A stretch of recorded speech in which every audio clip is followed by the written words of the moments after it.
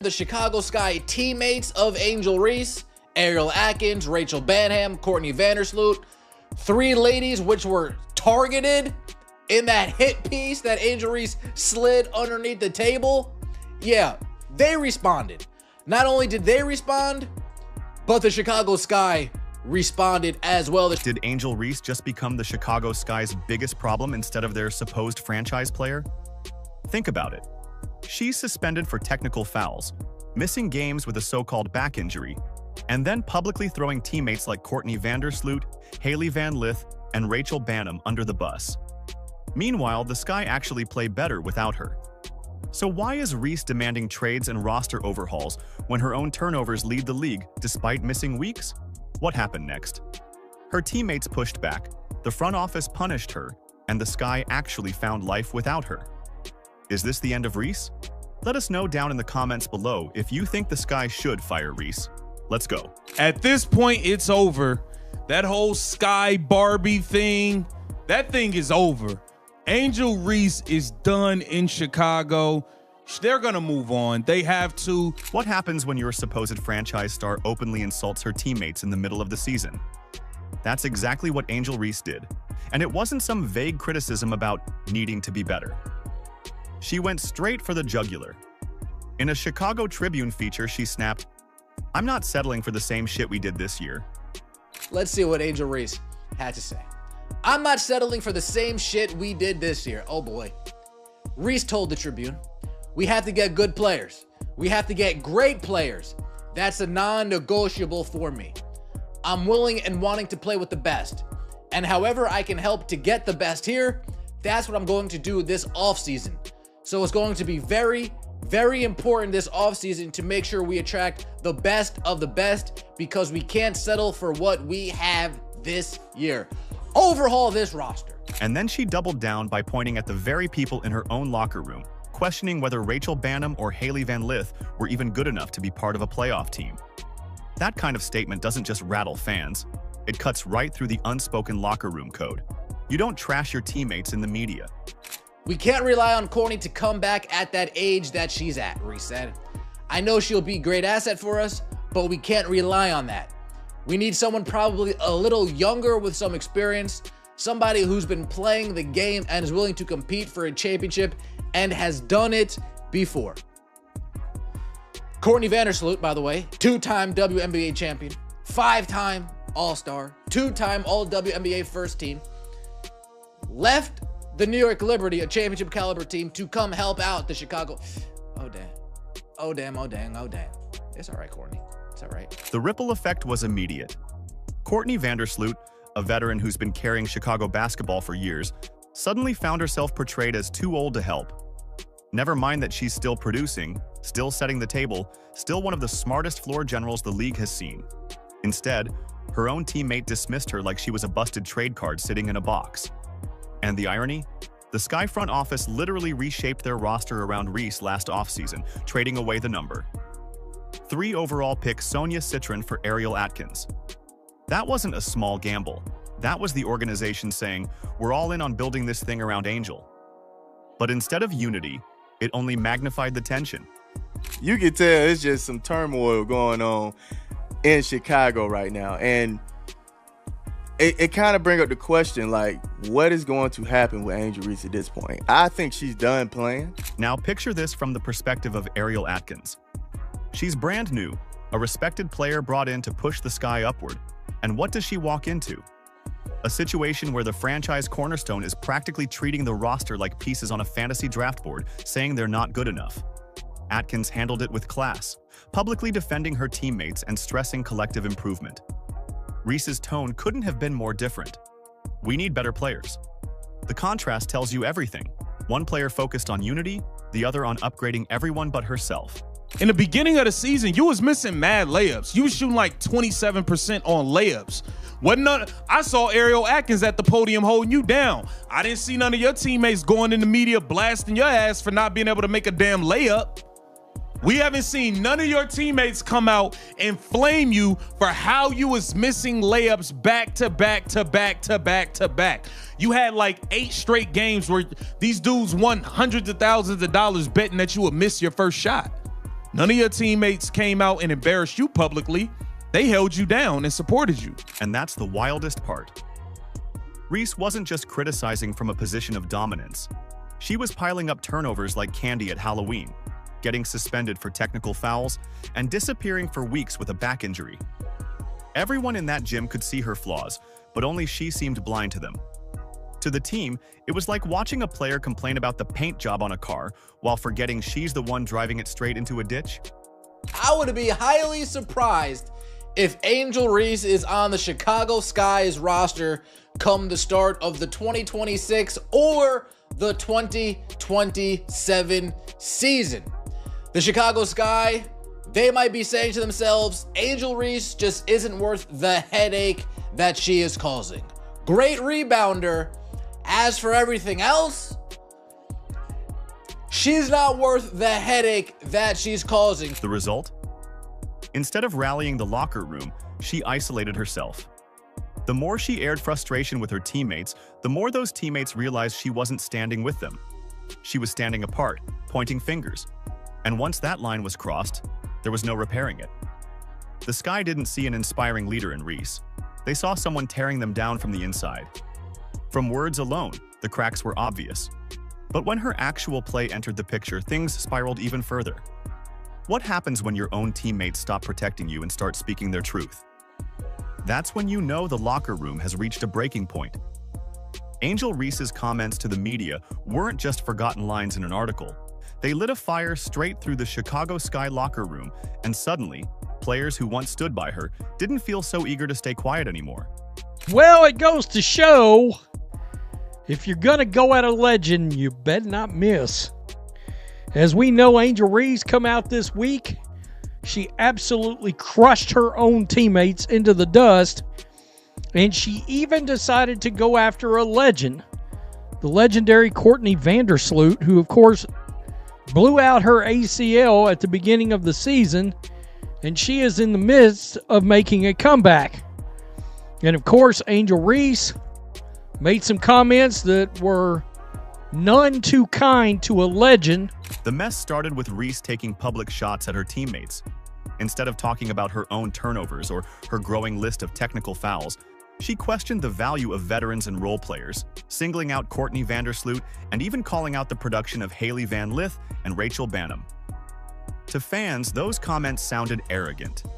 Inside the team, they sounded divisive. Players understood that every word would circle back to them, whether they wanted to be in the spotlight or not. Ariel Atkins found herself in a tough spot. She was brought in during the offseason in a trade the Sky made largely to support Reese, not create friction. Atkins tried to hold the line by defending her teammates, offering calm words instead of lashing out. But you could tell it wasn't easy. Nobody wants to walk into a new team only to find day-to-day life dominated by drama created by someone else's ego. Atkins should have been focusing on basketball. Instead, she was cleaning up a mess. It says here, Tyler Marsh called it a top-down organizational decision, declined to share which comments were viewed as detrimental. Atkins implied the team supported the decision. Ownership handled it how they see fit. She told the Sun-Times, a shooter on Friday, they have full support from our team. Not everyone had the patience. Rachel Banham, a veteran who has seen more than enough locker room drama across her career, made it plain. Her response cut through the noise. I think I just don't really care. I'm so over all this. That wasn't apathy, that was exhaustion. Banham doesn't have time for a teammate publicly dragging her down when she's trying to grind out another season in the league. Then came Vandersloot. The idea that she was too old to make an impact didn't sit well with someone who has built a career on consistency and grit. She shot back by saying, "My age is absolutely not a factor. I am coming back better than ever." Vandersloot has earned every ounce of respect from the league, and she wasn't about to let her legacy get reduced to a punchline in one of Reese's interviews. But can Sky Nation expect to see you back here next year? Oh, absolutely. You know, contrary to what people say or think, my age is absolutely not a factor. I am coming back. I'm going to come back better than ever because that's what I've done. I put myself in a position to come back and compete even at this age. Better than ever. Thank you so much, Sloot. What unfolded was that rare shift where teammates stop covering each other in public and start prioritizing their own careers. Reports circled that players were unhappy about being named directly in comments. The tension boiled over into a players-only meeting meant to address the elephant in the room, Angel Reese herself. That conversation forced everyone to face reality. They didn't have to carry the target Reese placed on their backs. Angel Reese will be lucky if she has a third of the career that Courtney Vandersloot has had. I don't think it was Kennedy Carter that blew that locker room up. I think it was Angel Reese. There, I said it out loud. I think it was continuous drama. And that's when the glass finally shattered. Protecting Reese wasn't protecting the team. Her teammates realized that if her words kept defining their season, they'd all be dragged down with her. So instead of shielding her, they made it clear they were finished. What started as a war of words was now showing up in the way the team played whenever Reese wasn't on the floor. Sometimes the loudest statement is made when you're not even on the floor. For Angel Reese, that statement came during a season where she found herself sidelined for almost every type of reason imaginable. She wasn't just missing games because of an injury, though she claimed a back issue kept her out for weeks. She also piled up suspensions. The league sat her down for an automatic one-game ban after she picked up her 8th technical foul of the season. That whistle came from a play against the Connecticut Sun, where she made contact with Aaliyah Edwards' head while battling for a rebound. And watching the bottom of your screen,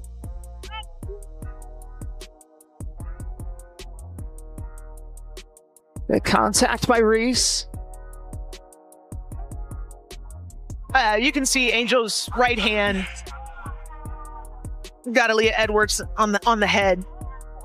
And if they do, Lisa, I'm okay with that too, because I think you have to officiate these teams very tightly.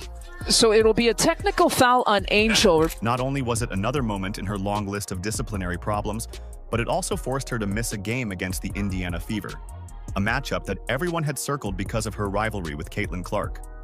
On top of that, the Sky themselves eventually hit Reese with a suspension for conduct detrimental, a label that tells you her problems weren't just happening on the scoreboard. Chicago Sky values the safety, respect, and well-being of every player. We are committed to accountability so our players can stay focused on playing basketball. Because of statements detrimental to the team made by Angel Reese during league-mandated media, she will not play in the first half of the game on September 7th against the Las Vegas Aces. This matter has been handled and resolved internally, and we are moving forward as a team. And here's the irony that stings the most.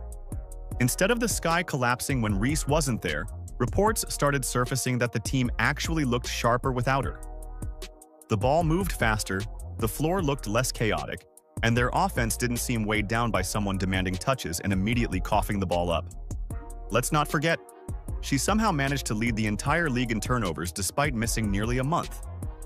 Think about that for a second. Most players need heavy minutes all summer to pile up those mistakes.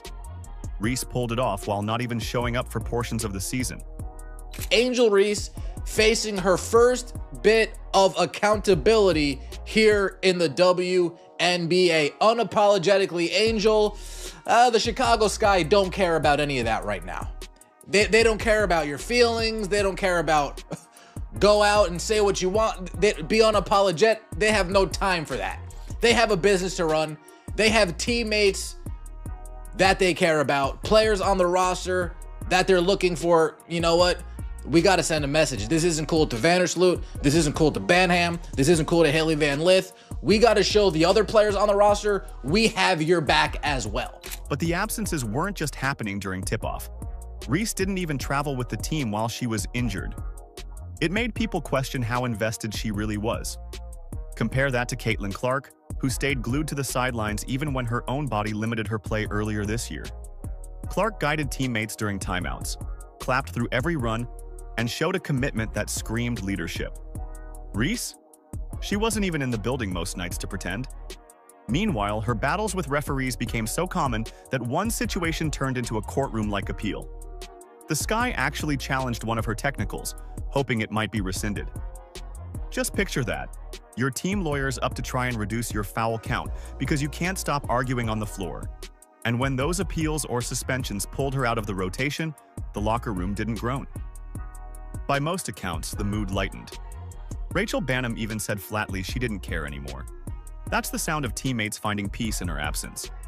It is looking spooky in Chicago.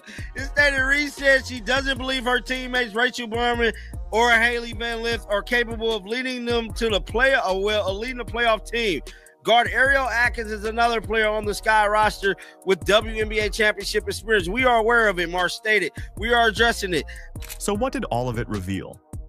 The truth no one on the Sky wanted to admit out loud. It wasn't Chicago holding Angel Reese back. It was Reese pulling Chicago down. And once fans put that into perspective, the contrast between her and someone like Caitlin Clark only got sharper. One player complained her way out of chemistry, another lifted her team into playoff contention. Guess which one fans respect? The league has leaned into this so-called rivalry between Angel Reese and Caitlin Clark, but the comparison gets less interesting every time. On one side, you've got suspensions, trade demands, and locker room drama.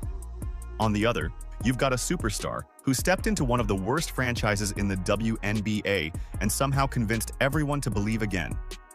It's not much of a mystery why fans are gravitating in one direction. Indiana Fever destroy the Chicago Sky in Indianapolis on Saturday. Guess who wasn't there? Angel Reese.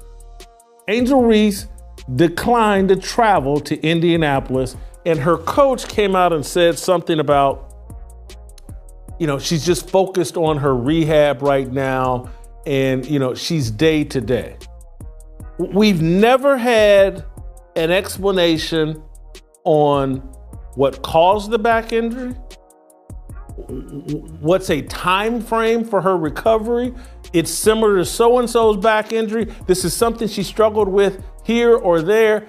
All we've heard is day to day, and Angel Reese has disappeared. Clark has become the clear foil to Reese because her actions actually match the leadership talk. While Reese trashed her teammates publicly and floated the idea of needing better players, Clark was pulling chairs up on the sideline when she was too banged up to play. That mattered. Teammates don't just see you hit threes or throw dimes. They notice if you're invested when the camera isn't on you. Clark was still pointing out sets, still clapping when Kelsey Mitchell caught fire, still pulling Lexi Hull to spots where she could get open looks. The Fever didn't see her absence as abandonment. They saw it as presence, even in street clothes. The difference is almost too obvious. Clark leaned into the team she had, while Reese acted like she wanted a trade machine to magically spin her better running mates. Instead of calling for upgrades, Clark's way was celebrating small wins and stacking confidence. When Aaliyah Boston started to impose her power in the paint, Clark amplified that by constantly finding her.